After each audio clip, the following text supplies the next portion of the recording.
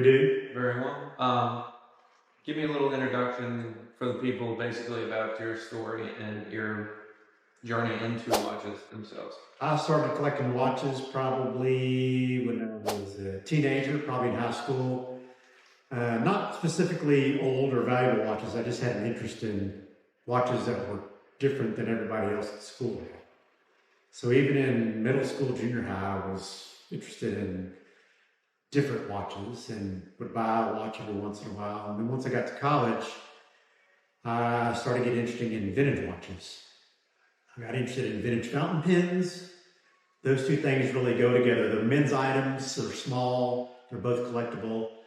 And I collected fountain pens for a long time, but the watches to me were more interesting because you could wear them. People noticed watches more on your wrist. Everything I had was much different than anyone else would wear.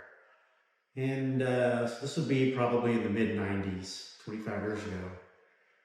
And was it already the Art Deco stuff? Is that what it was, you know, for me, where I was, the American watches were the easiest ones to find, and they were the least expensive. So that's what I tended to gravitate toward. My goal was to collect a lot of watches, not just have one or two that were super expensive. Mm-hmm. So the American watches now, and then and now, are still very affordable compared to a lot of the higher Swiss brands. So that's what I bought the most of.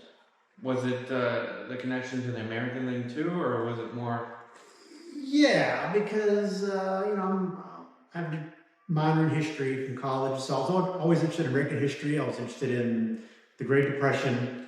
That's when a lot of the greatest watches the Americans produced were made. So that's what I moved into. Nice, yeah, very cool. I love the story. I love how people actually get into watches themselves. I think that's the whole aspect what makes them awesome versus like you look at a lot of modern hype stuff. There is no story behind it. There is no history in a sense other than the brand itself. So there's like no personal connection in a sense to them. You know, every time I buy a watch, I always looking. Well, I want to find the original ad for that from 1928. See kind of what they were saying about the watch. How much did it cost in 1928? So I was always interested in the history behind the watches, and whenever I could, find out how many were made and talk to the collectors. Have you ever seen this watch? Is it rare? Is it really common? So I was always interested in more than just the watch itself as a utilitarian piece. Yeah. Always interested in the history behind it. Background, yeah. Yeah, that's kind of how you became like the encyclopedia of Art Deco watches. Yeah, you know, I tell people tell me, you know a lot about this stuff. I said, well, I've read the same things everybody else has read. I just happen to have a very good memory. I think it's beyond very good memory. Maybe so. I can hand you a watch, I've seen it before, and you're like, oh, that's the model, blah, blah, blah, and spitting it out 1 second to the next. My memory has served me very well. Yeah, but let's go into some of your pieces then. Sure. My first love is and always will be Hamilton. So Hamilton started about 1893 in Lancaster, Pennsylvania. And starting right around World War I, they began to start offering men's wristwatches. Up until that point, they were just doing pocket watches and ladies' watches. And starting about 1928 or so, they introduced 3 models in solid gold that came with enamel inlaid bezels and very Art Deco style cases. So the first one to come out was the Piping Rock in 1928. This one's 14 karat white gold with its original strap and its original 14 karat white gold buckle in its original box. And you mentioned like a lot of your stuff, it's gone. Yeah, this one I sold already. I like to wear my watches. This one is so perfect, I would never wear it because I would be afraid I would damage it. To me, I'd rather have one that has a little more wear to it, so I'm more comfortable wearing it around, moving around places. I know what you mean. Like me, it's the same thing as me with the Warrior. It's already beat up. I can play with the dogs on the floor. Exactly. Normally I wear a watch every day, so I need a watch that I'm not afraid to put a big D or ding in. Yeah. Something bad goes. Which is important with especially higher karat gold. I mean, it is. You know, and I told my customer for this watch, I said, this watch isn't for wearing, it's for looking at. Yeah. Now you just have to keep your fingers crossed and hope they actually do that. Exactly. Yeah, you know, once he buys it, I don't care what he does. Yeah. He can run over it with his car if he likes. It won't hurt me. Hurt my feelings. Yeah. Then the next year, in 1929, they introduced the Coronado. Also, this one's 14 karat white gold in its original box. Has more kind of exploding Egyptian style numerals on the bezel. Beautiful. And then also in 1929, they introduced the Spur, which has a kind of a swirling lug design meant to emulate a spur for horse riding. Super asymmetrical. Super asymmetrical.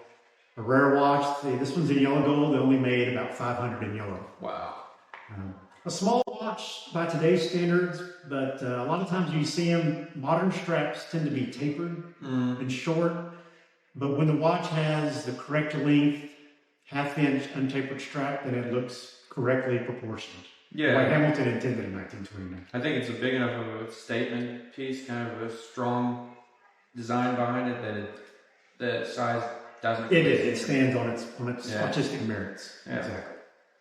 All right, perfect. Probably after Hamilton, my next favorite would be Elgin. In the late 1920s, Elgin was really at the forefront of Art Deco design in their wristwatches. They introduced multiple series of watches with enamel bezels, colored enamel, blue, black and white, green, red, both in men's watches and ladies' watches. So these two men's watches are both from 1928. This is a model 210 in green gold with black and white enamel alternating panels of enamel. The next one is a model. Let's go back on that one real Okay. quick. You had mentioned something to me that surprised me a lot. How many do you think are out there? So far, this is the only one known in green gold. So White gold was very popular at this time, so they sold way more white gold watches at this time. And you see this watch, I mean, it's rare when you see it in white.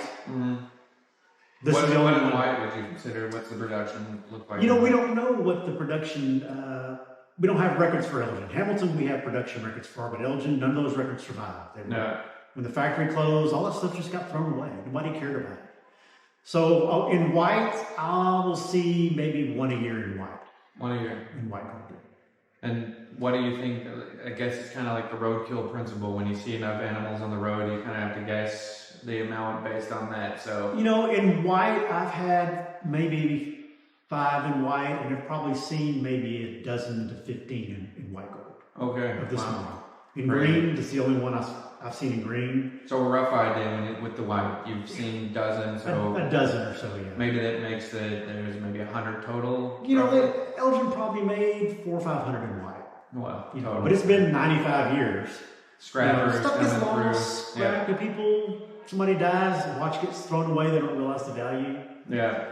And those, you know, and they're just gone forever. That's a big issue with the gold watches anyway, right? I mean, It is. probably more than half have been scrapped, so you're talking Yeah. about possibly 100 around, basically. Correct, for white or gold, less and then in white. probably 10 total of this one, if at all. So Maybe. maybe the only one. You know, this watch popped up on the internet a couple of years ago, and I don't think the seller really knew what he had. He knew it was interesting and that it was Art Deco and it was enamels. I think he just picked a high price Yeah. without doing any research. And I thought about it for about 3 or 4 minutes. I thought, I've never seen one. Just buy it. Yeah. It's just money. You can always earn more money. Yeah. But the Exactly. watch, I may never see them. Is that a big advantage you would say with these pieces too? Is that, I mean, yeah, there's catalogs showing models and all that stuff like that, but when you run into something like that and there's 5 guys at the table and you're kind of the only one that realizes the push behind it, the rarity, the real scarcity existing with it, does that give you like that advantage that you don't have to really hesitate as much? It does, because, I was sitting there thinking, I've been doing this 25 years. I've been to 100 watch shows. I look at the internet every day, and I've never seen one in 25 years. Yeah. That tells me I need to buy it. Yeah, exactly. Easy choice. Easy choice. But let's continue with some of the other ones. The next model is, again, from 1928, a model 215. Solid green gold, this time with cobalt blue enamel. Yeah, that's beautiful. With a Roman numerals set in a hexagonal bezel. This watch, you see it again in white gold. It's seen more often, although the white gold is still a rare watch. Yeah. And in green, I've seen 5 or 6 total in green gold. That's insane. Yeah. But you mentioned something on Elgin's which surprised me. Like, I kind of asked a rough idea of the value of the one of one.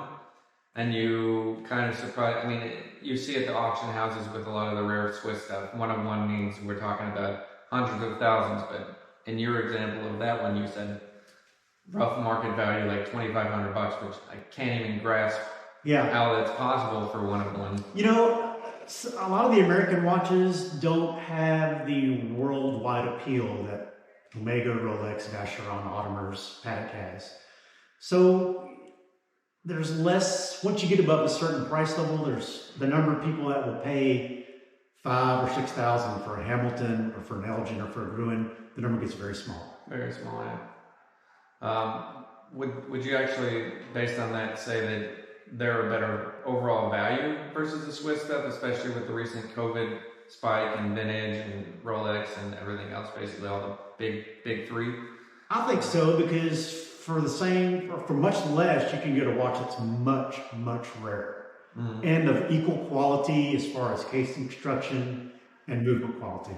As any of the Swiss people were doing in the 20s and 30s. They basically stole the technology from us anyway. Too. I mean, the Hamiltons, among the best watches in the world, from the very first day they sold their first watch in 1893 through the late 60s. And they were producing movements that were of equal quality with Patek and Vacheron. Yeah. That's quite an interesting aspect to it. I mean, the movement finishing, the timing, everything. I mean, we were really at the forefront in a sense of...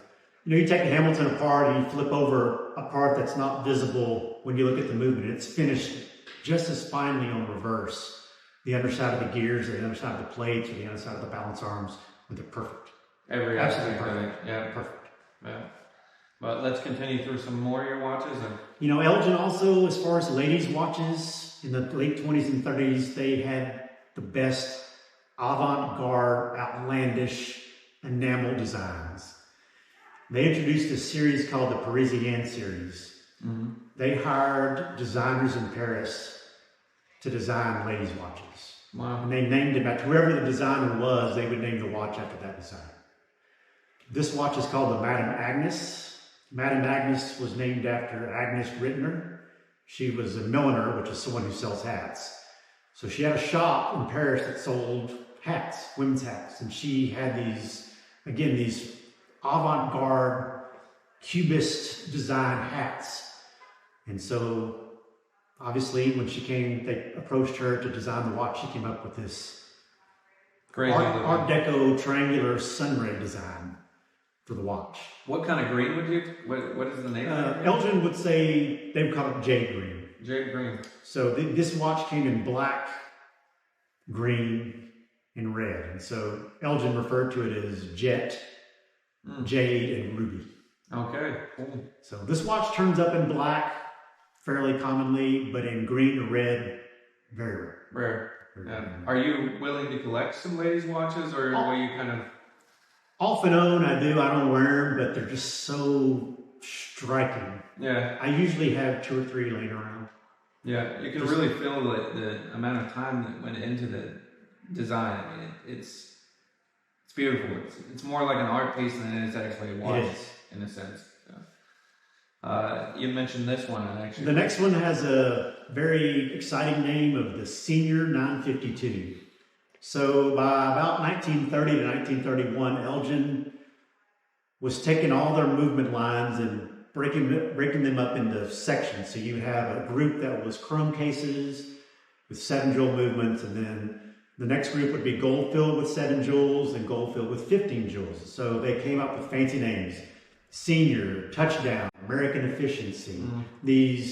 And it was a depression, so they were starting to promote, economic recovery, kind of showcasing economic industry is, we're coming back, the depression's not so bad, we're going to come out of it.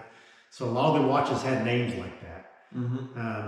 This watch, because of the designs on the bezel, it's chrome and it's inlaid with black enamel, and it's triangles and dots and zigzags.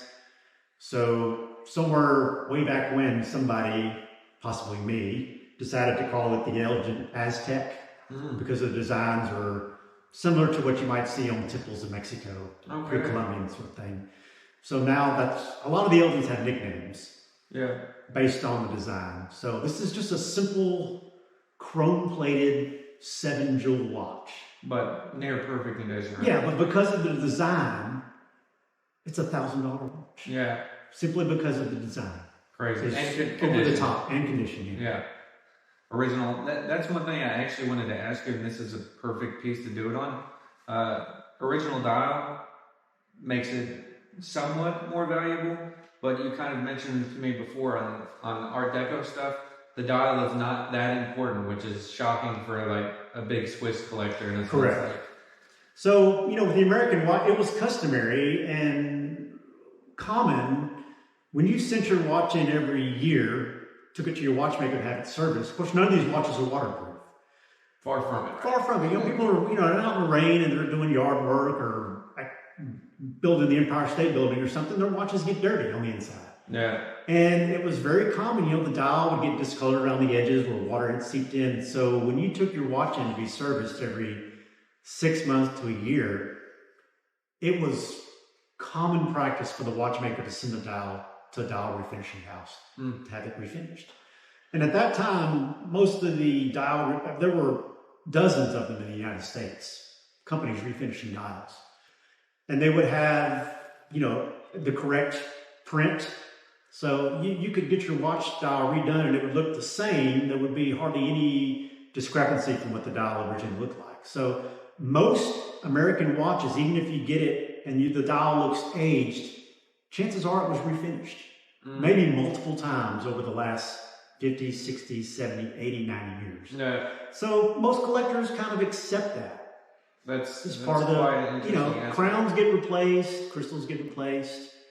So that was common that was just part of regular routine maintenance in the 20s, 30s, 40s, and 50s for the watch. Or that's one thing that probably was the most shocking for me when you would show me a really rare watch and it would have like a refinished dial and you're like, this is so rare. It doesn't matter. Dial doesn't matter. It would sell for 10 grand with or without a refinished dial, basically, because that's just the nature of these watches. And it could even, like this one, for example, could that even have been, in a sense, an early service dial?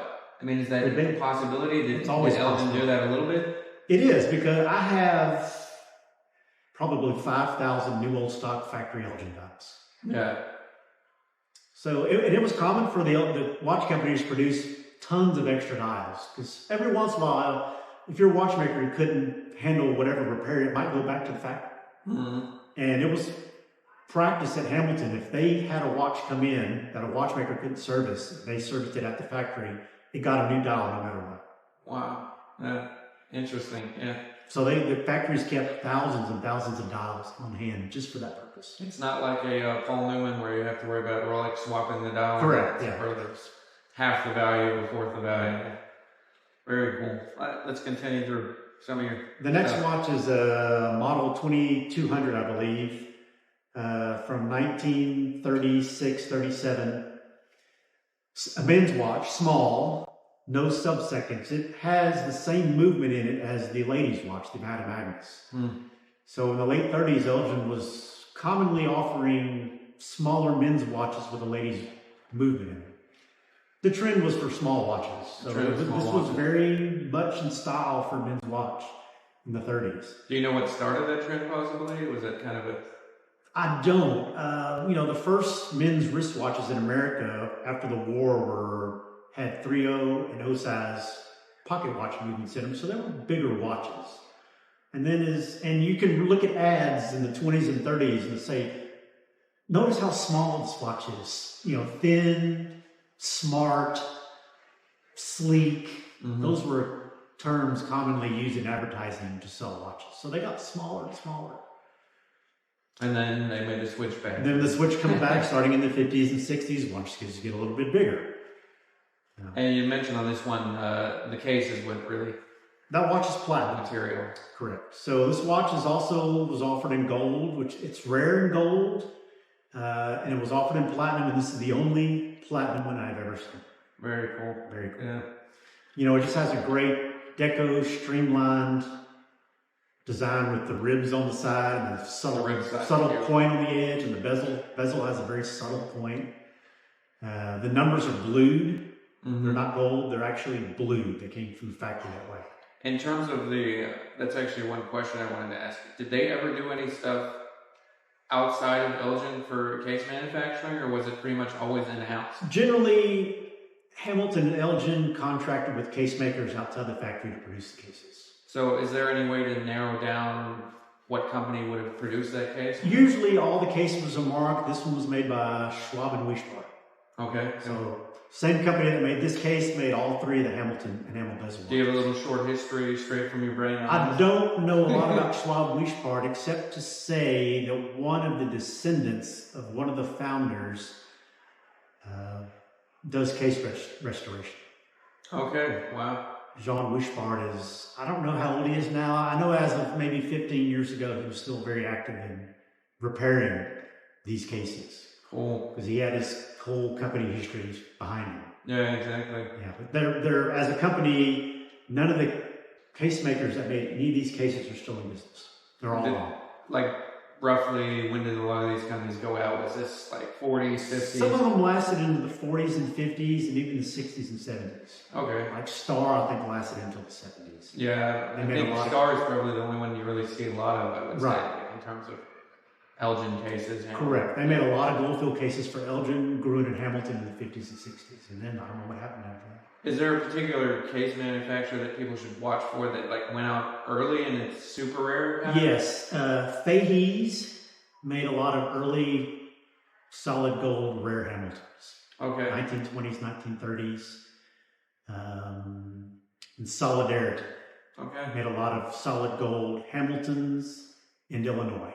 All right. And some Elgin. So people need to look for Fahey's, and Solidarity. All right. They were gone by the early 1930s. Wow. They didn't make it through the Depression.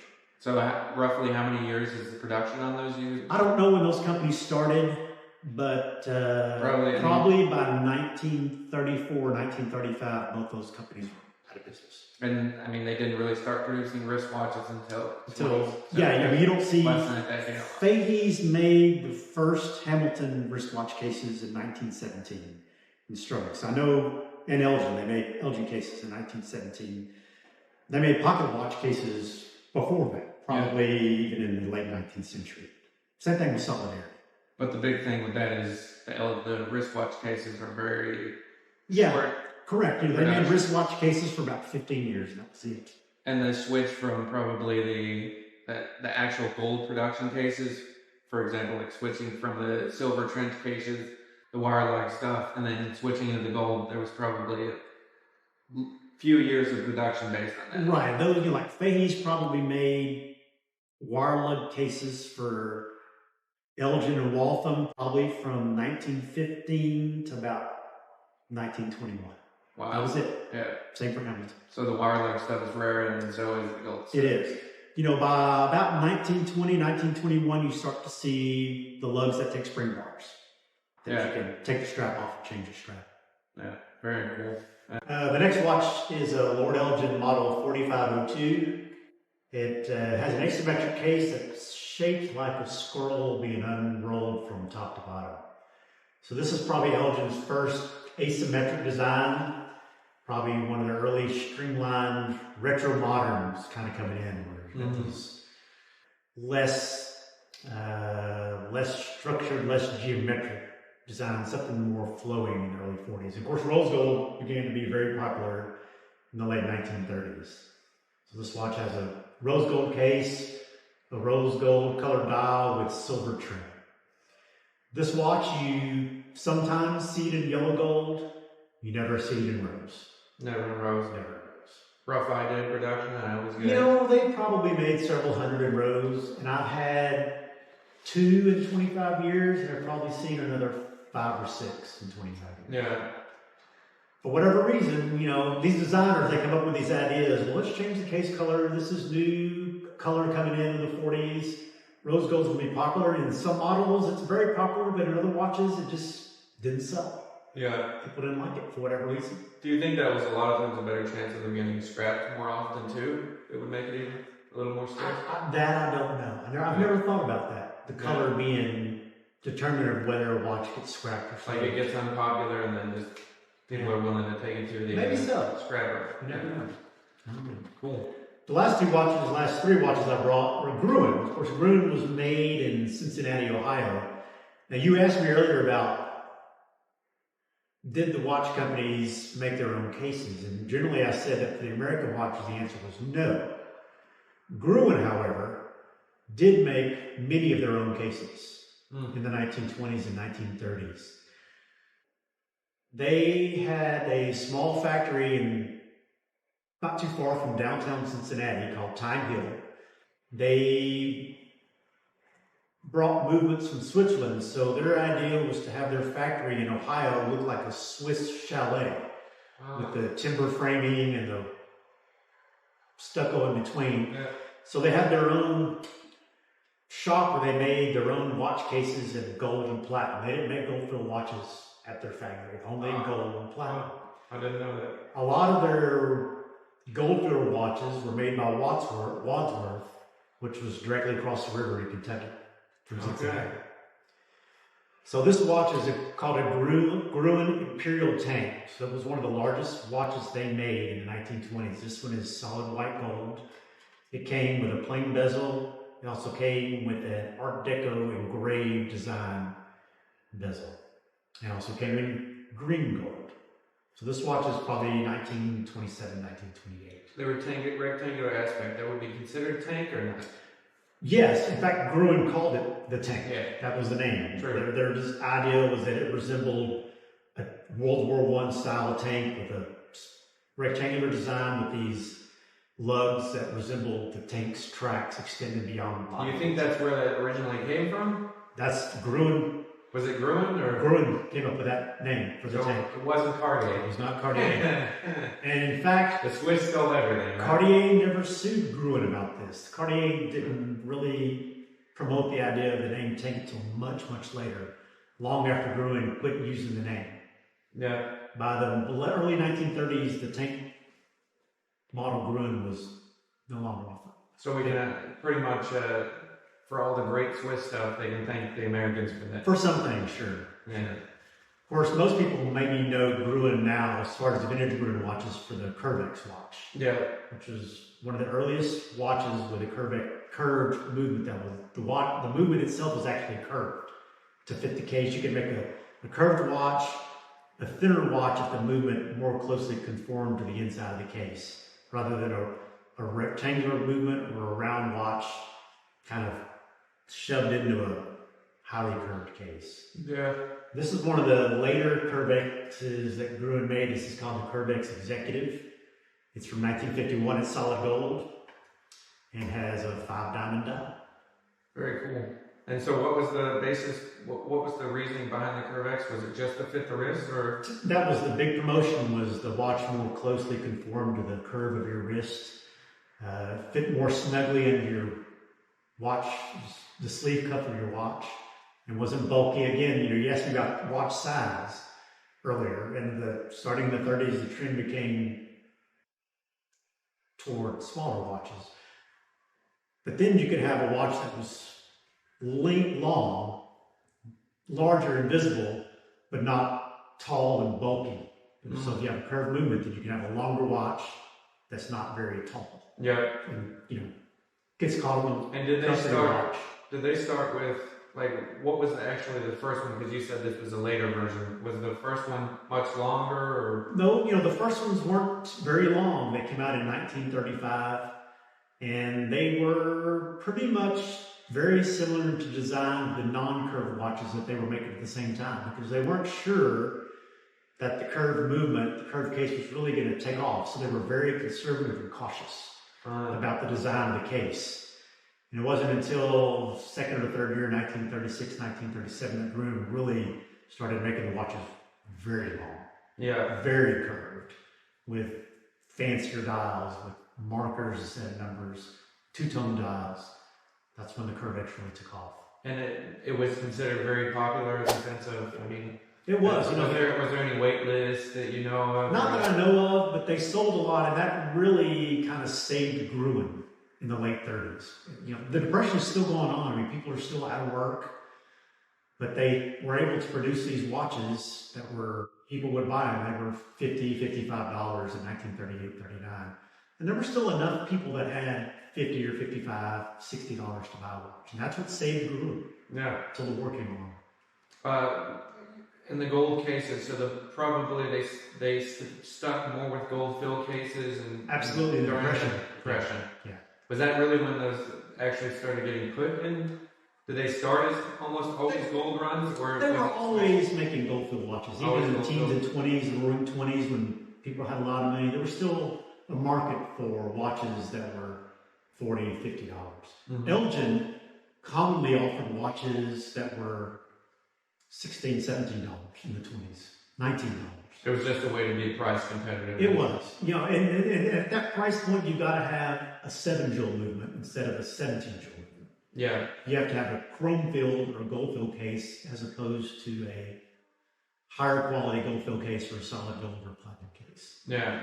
Hamilton, up until 1934, their minimum price for a men's wristwatch was $50.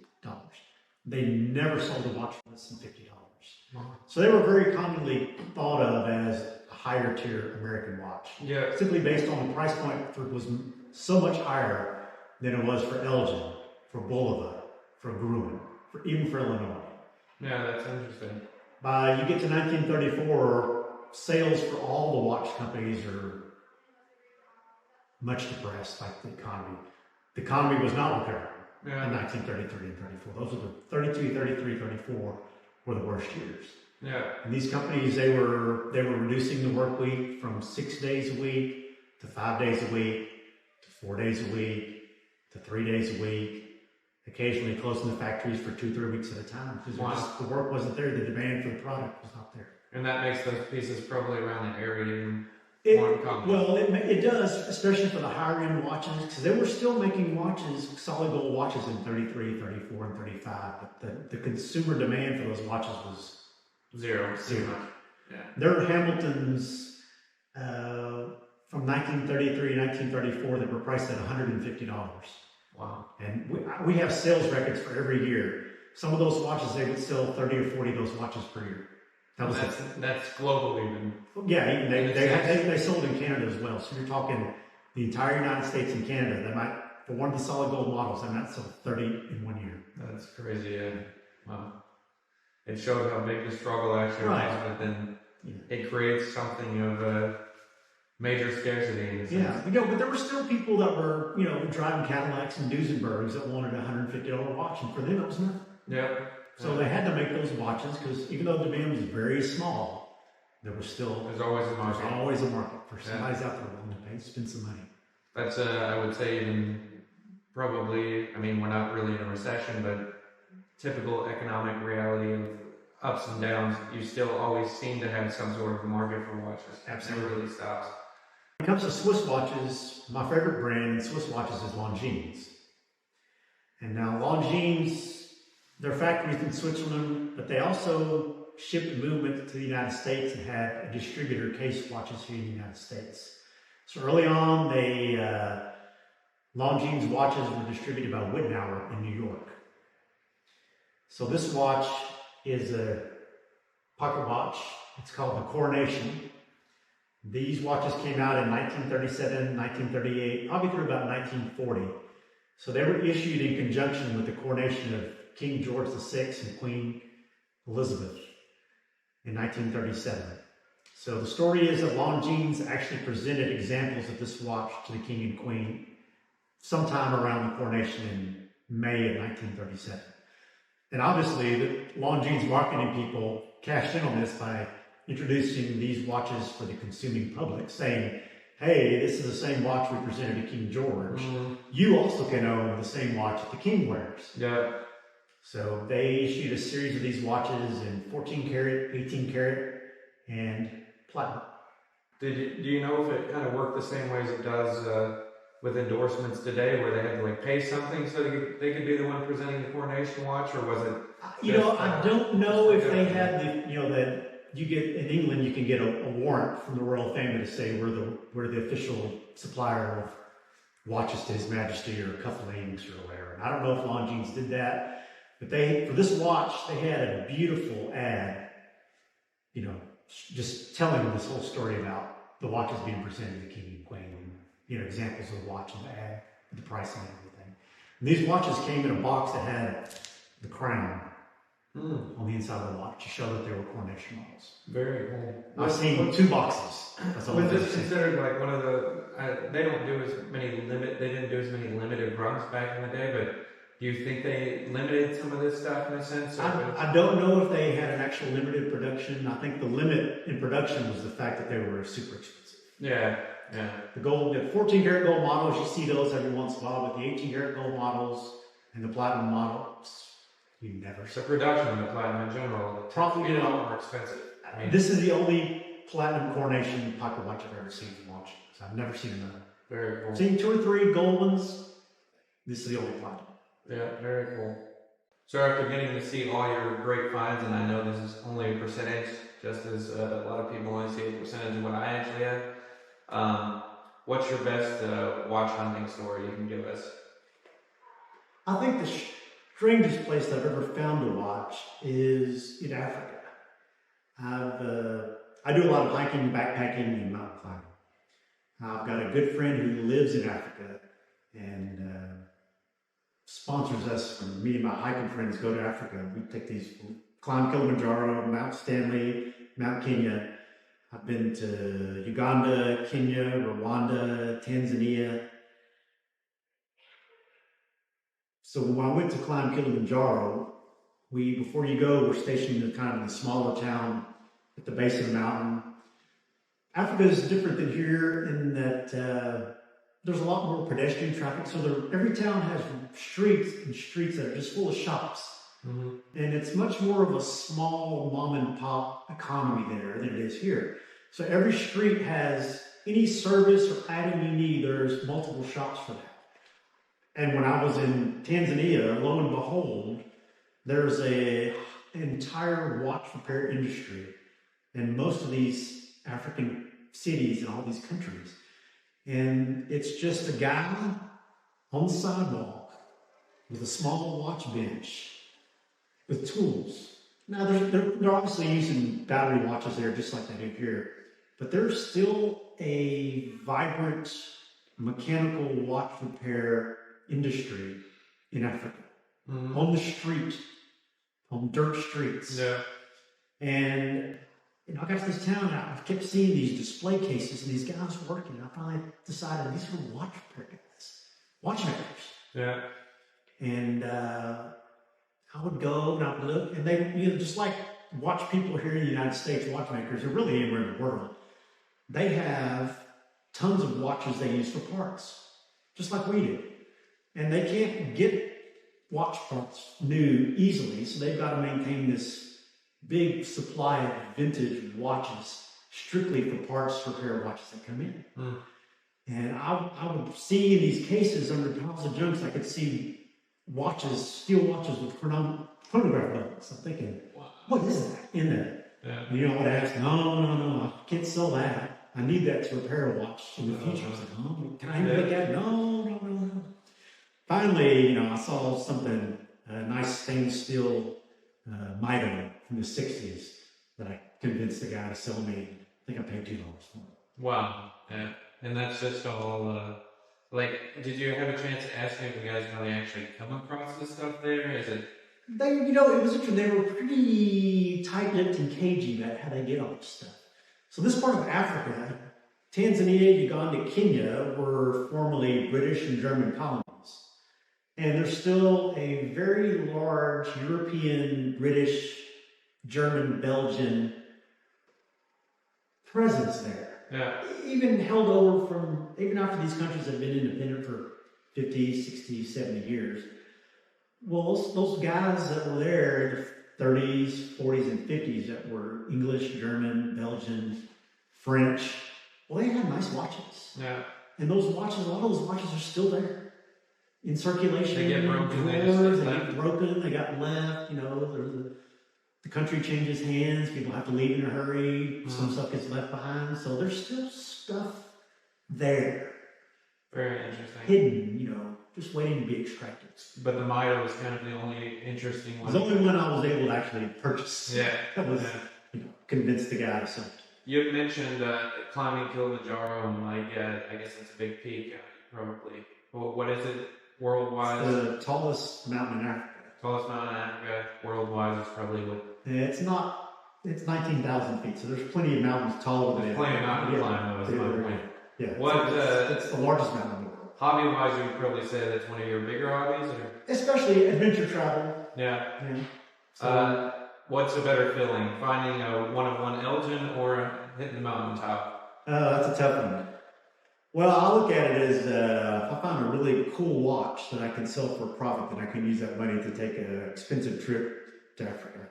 So the watch, Spain or France or yeah. The watch is more exciting in a sense because it's not only exciting when you find it, but then being a dealer, you can make money on it. True. And take your trip. True. Very cool. Thanks for stopping by, Bryan. My pleasure. Thanks for hosting me. You can check his stuff out at Instagram, Art Deco Wristwatches, or you can check out his website, ArtDecoWristwatches.com. Simple to remember. Check him out.